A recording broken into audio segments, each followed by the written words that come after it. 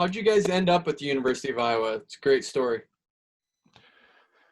Yeah, well, I got him, and again. Mark Fowler was, that our head recruiter. I mean, we owe so much to that guy. But he would he'd take us out, made sure we got on the New York State freestyle wrestling team, and got exposure out at the national wrestling tournament, the high school national wrestling tournament there in Iowa City every year. And I went out I think my junior year, and I think Ed went out his sophomore junior year. Lou went out one year, but it was, I think, the year Lou won the tournament at New York State tournament. Ed took second, I think.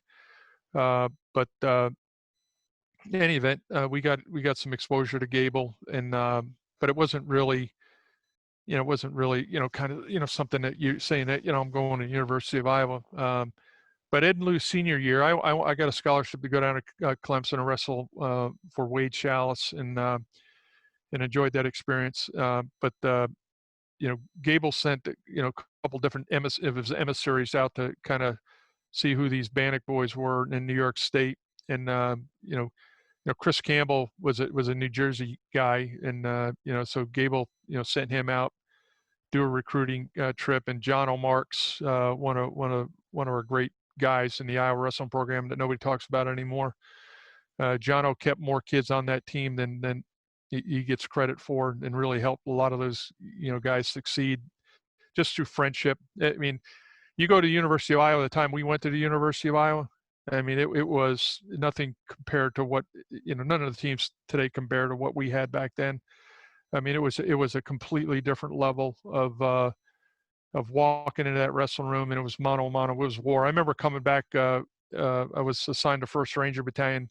Been in the Army about 3 years, and I went back to the Iowa wrestling room. I went and ran the stadiums, the Carver Hawkeye stairs, and then went back into the wrestling room one day, and just watching, the controlled fist fights that were going on in the wrestling room every day, and just sitting there and I walked out. It's been about 30 minutes in there, and I just walked out going, I can't believe I did that, But in any event, Chris Campbell watched Ed and Lou, I think, at the state tournament, and it would have been in '78.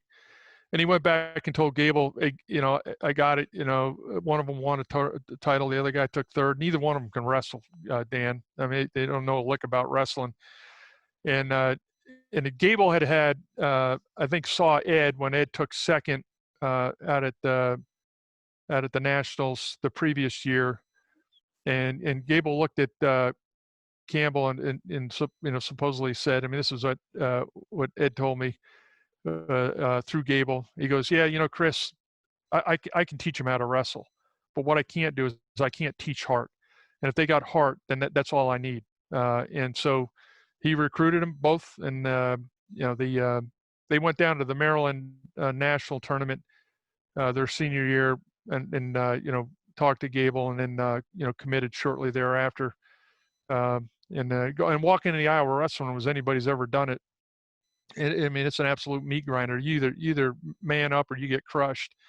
And the first redshirt year for Ed and Lou, I mean, it was a pretty challenging year. I mean, they were in a different universe, and as everybody is when you walk in the Iowa wrestling room. There's not anybody who's ever walked in there, maybe except for Gable, walked in there and got their butt kicked by somebody. I mean, that's just the way it was. And you just keep going up the weights, and then you'll find that guy who hands you your lunch.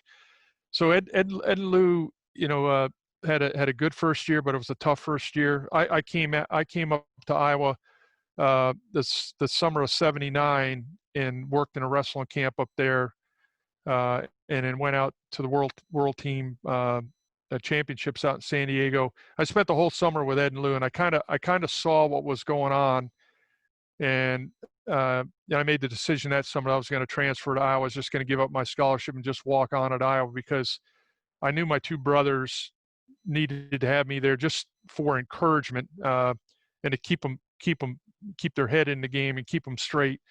It's something that we've always had. The three of us are better together, and so I left Clemson that next year, walked down at Iowa, and And then of course that next winter, something I could kind of, see a little bit. And Lou quit.